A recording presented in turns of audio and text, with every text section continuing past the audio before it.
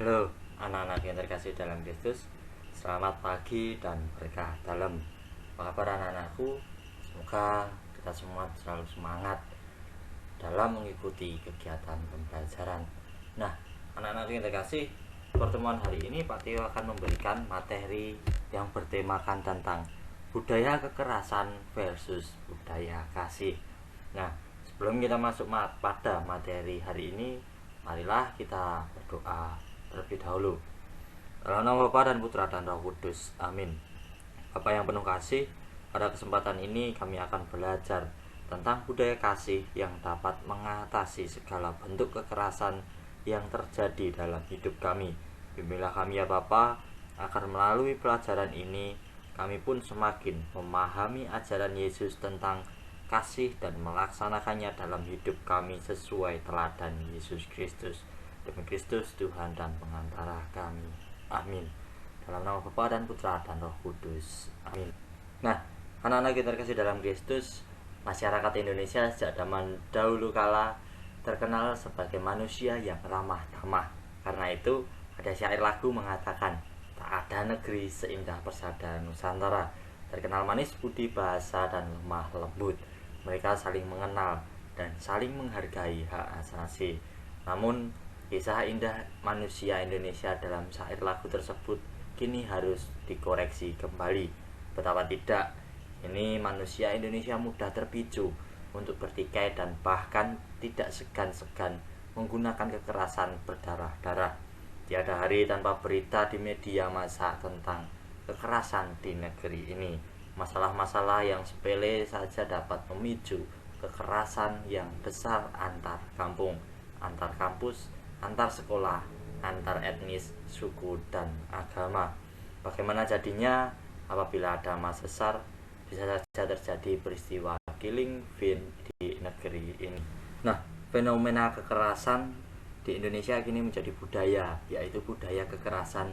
Menurut Profesor Dawam Raharjo, istilah budaya kekerasan adalah sebuah contraction in terminis. Agaknya istilah itu semula berasal dari ucapan menyindir bahwa kekerasan telah membudaya. Maksudnya adalah bahwa kekerasan telah menjadi perilaku umum. Frekuensi pemberitaan di media massa mempertegas bahwa gejolakannya sangat nampak dalam masyarakat. Tindak kekerasan yang umum terjadi bisa dilakukan secara individual maupun secara kolektif atau bersama-sama. Kekerasan yang dilakukan secara kolektif lebih berbahaya dibandingkan kekerasan yang dilakukan secara individual, karena selain jumlah pelakunya lebih banyak, juga karena efek yang ditimbulkan lebih destruktif.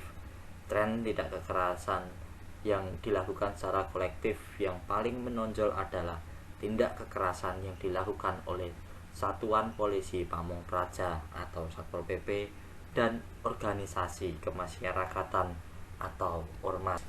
Nah, dilihat dari segi dimensi, maka tampak kekerasan fisik dan psikologi.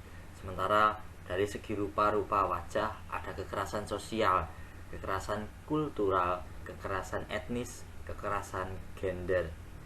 Analisis teori konflik menemukan alasan kekerasan berbagai bentuk, perbedaan kepentingan kelompok-kelompok masyarakat, sehingga kelompok yang satu ingin menguasai bahkan mencamplok kelompok lain. Analisis fungsionalisme struktural berpendapat bahwa hampir semua kerusuhan berdarah di Indonesia disebabkan oleh disfungsi sejumlah institusi sosial, terutama lembaga politik yang menjunjung integritas Indonesia sebagai satu bangsa. Nah, budaya kekerasan dan konflik di tanah air. Nah, pengertian budaya kekerasan, marilah kita simak bersama-sama. Kekerasan budaya yakni nilai-nilai budaya yang digunakan untuk membenarkan dan mengesahkan penggunaan kekerasan langsung atau tidak langsung. Wujud dari kekerasan kultural adalah pidato para pemimpin, dalil-dalil dalam agama, dan beragam poster yang membangkitkan dorongan untuk menjalankan kekerasan sehingga kekerasan ini menjadi sah secara pribadi dan mendapatkan legitimasi. Kekerasan dan konflik memiliki hubungan yang sangat erat karena kekerasan adalah merupakan aktualisasi daripada konflik, dan konflik itu sendiri menempatkan dirinya berada pada alam bawah sadar atau di otak kita. Jadi kekerasan itu berangkat terlebih dahulu dari konflik yang tersimpan dalam memori kita, kemudian berujung pada terjadinya benturan fisik atau psikis. Masyarakat Indonesia sangat majemuk secara budaya, etnis, dan agama. Kemajemukan ini apabila tidak dikelola dengan baik dan benar dapat menimbulkan konflik dan kekerasan. Kekerasan yang sering terjadi di negeri ini menunjukkan rupa-rupa dimensi dan rupa-rupa wajah. Nah, berikut ini adalah rupa-rupa dimensi kekerasan. Yang pertama, kekerasan langsung. Kekerasan langsung adalah kekerasan yang dilakukan oleh satu atau sekelompok aktor kepada pihak lain dengan menggunakan alat kekerasan dan sering lebih bersifat fisik dan secara langsung. Jelas siapa subjek, siapa objek, siapa korban, dan siapa pelakunya. Seperti contoh pembunuhan, pemotongan anggota tubuh, dan lain sebagainya. Jadi, identifikasi paling mendasar tentang kekerasan langsung adalah dengan adanya korban luka maupun meninggal. Yang kedua, kekerasan tidak langsung. Kekerasan tidak langsung adalah kebalikan dari kekerasan langsung, di mana lebih bersifat psikis, seperti contoh kasus gizi buruk.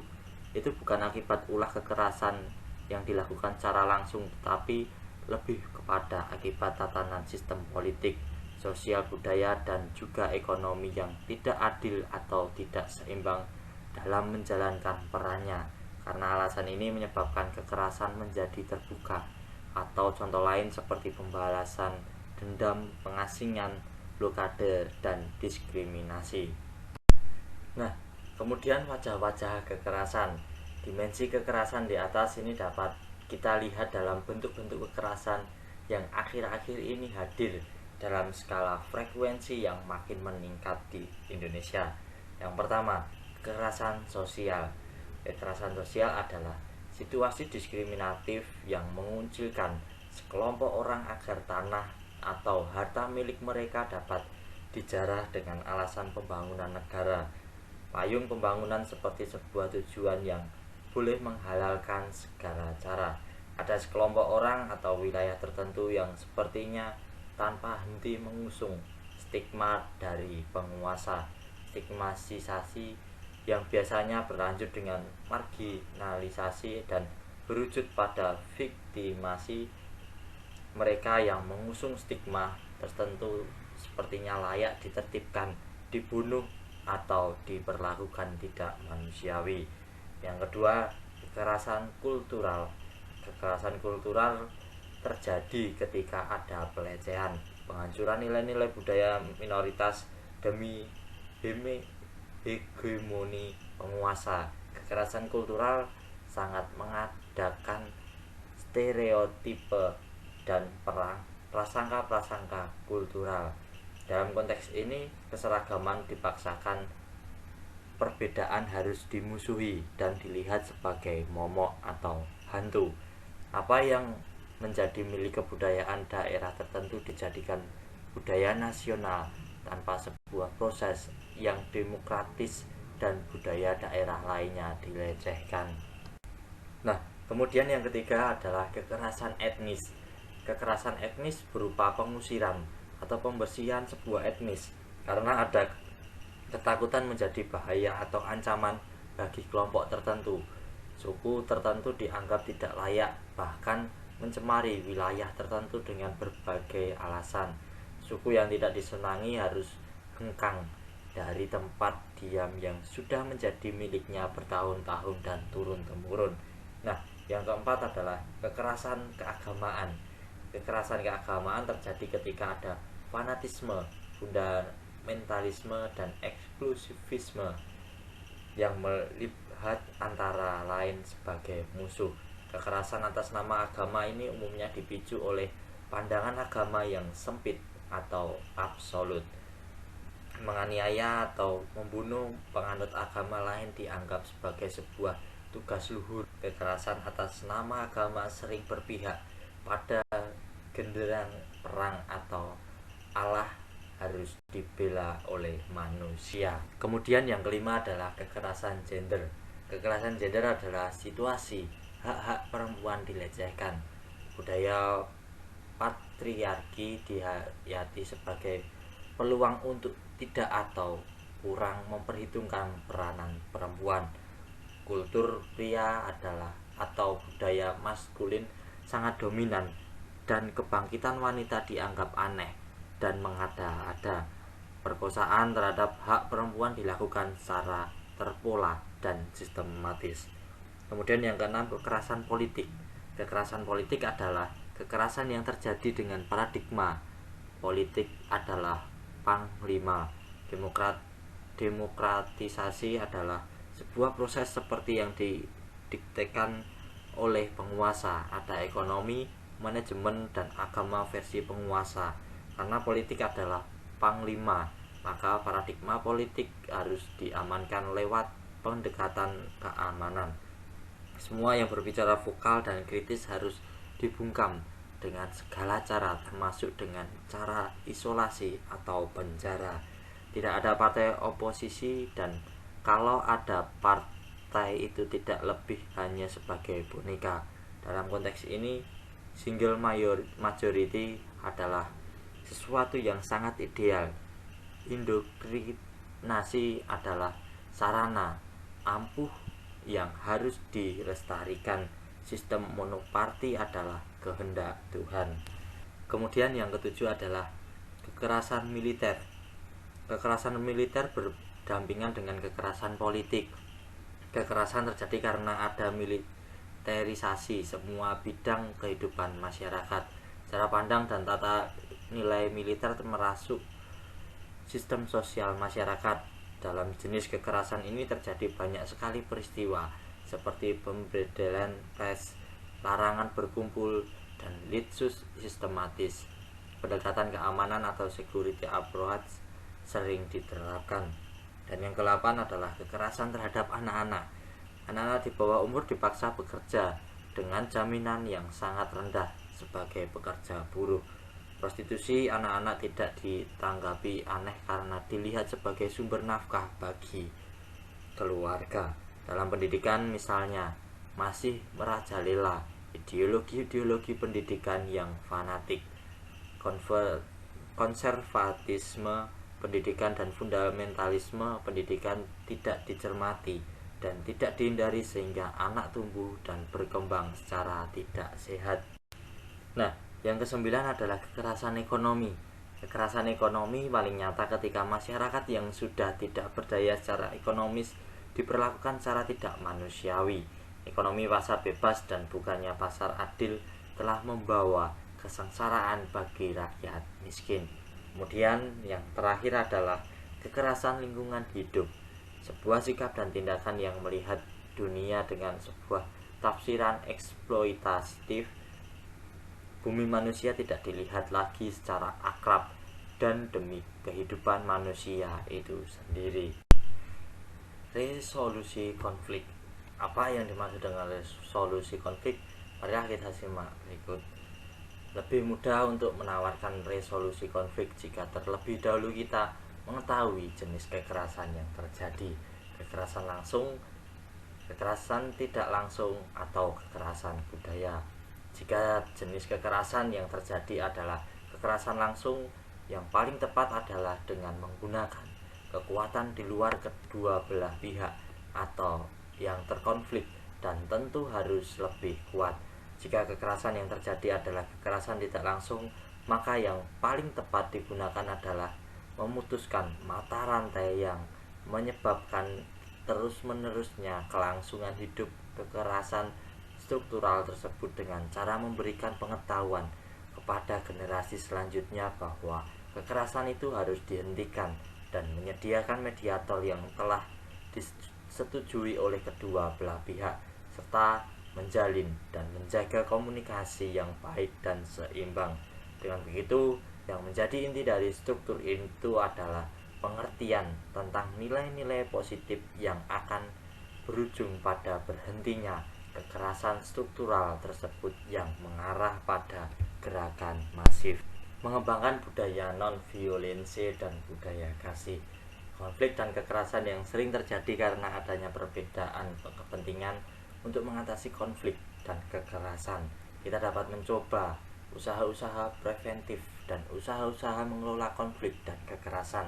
Jika konflik dan kekerasan sudah terjadi, usaha-usaha membangun budaya kasih sebelum terjadi konflik dan kekerasan. Banyak konflik dan kekerasan terjadi karena terdorong oleh kepentingan tertentu. Fanatisme kelompok sering disebabkan oleh kekurangan pengetahuan dan merasa diri terancam oleh kelompok lain. Untuk itu, perlu diusahakan beberapa hal berikut ini. Yang pertama, dialog dan komunikasi.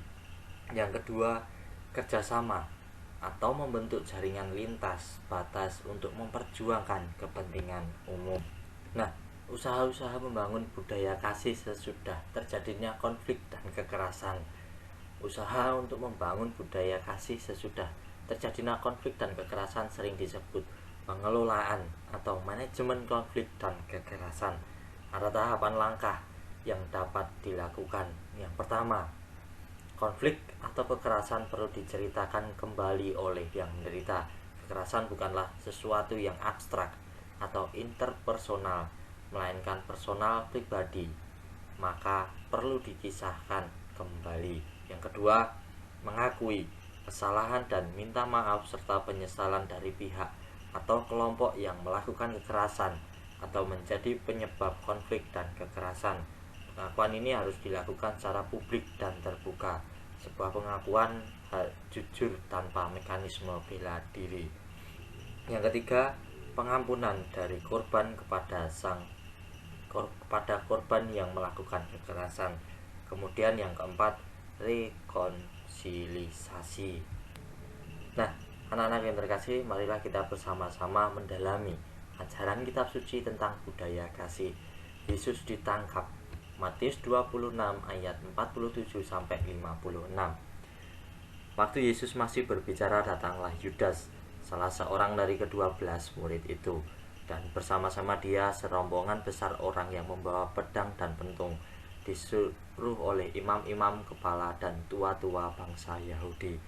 Orang yang menyerahkan dia telah memberitahu tanda ini kepada mereka.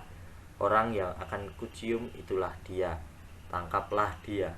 Dan segera ia maju mendapatkan Yesus dan berkata, "Salam Rabi," lalu mencium dia. Tetapi Yesus berkata kepadanya, "Hei sahabat, untuk itulah engkau datang?" Maka majulah mereka memegang Yesus dan menangkapnya. Tetapi seorang dari mereka yang menyertai Yesus mengulurkan tangannya, menghulus pedangnya dan meletakkannya kepada hamba imam besar sehingga putuslah telinganya. Maka kata Yesus kepadanya, "Masukkan pedang itu kembali ke dalam sarungnya, sebab barang siapa menggunakan pedang akan binasa oleh pedang. Atau kau sangka bahwa aku tidak dapat berseru kepada Bapakku supaya ia segera mengirim lebih dari 12 pasukan malaikat membantu aku? Jika begitu, bagaimanakah akan digenapi dan tertulis dalam kitab suci yang mengatakan bahwa harus terjadi demikian?" Pada saat itu Yesus berkata kepada orang banyak, "Sangkamu aku ini penyamun, maka kamu datang lengkap dengan pedang dan pentung untuk menangkap aku? Padahal tiap-tiap hari aku duduk mengajar di bait Allah, dan kamu tidak menangkap aku. Akan tetapi semua ini terjadi supaya genap yang ada tertulis dalam kitab-kitab Nabi." Lalu semua murid itu meninggalkan dia dan melarikan diri. Nah, dari bacaan perikop kitab suci tadi dapat disimpulkan bahwa Yesus bukan saja mengajak kita untuk tidak menggunakan kekerasan menghadapi musuh-musuh, tapi juga untuk mencintai musuh-musuh dengan tulus. Yesus mengajak kita untuk mengembangkan budaya kasih dengan mencintai sesama, bahkan mencintai musuh. Pesan Yesus untuk kita memang sangat radikal dan bertolak belakang dengan kebiasaan, kebudayaan, dan keyakinan gigi dan ganti gigi yang kini sedang berlaku. Kasih yang berdimensi keagamaan sungguh melampaui kasih manusiawi. Kasih Kristiani tidak terbatas pada lingkungan keluarga karena hubungan darah, tidak terbatas pada lingkungan kekerasan atau suku, tidak terbatas pada lingkungan daerah atau ideologi atau agama. Kasih Kristiani menjangkau semua orang sampai kepada musuh-musuh kita. Dasar kasih Kristiani adalah keyakinan dan kepercayaan bahwa semua orang adalah putra dan putri Bapa kita yang sama di surga.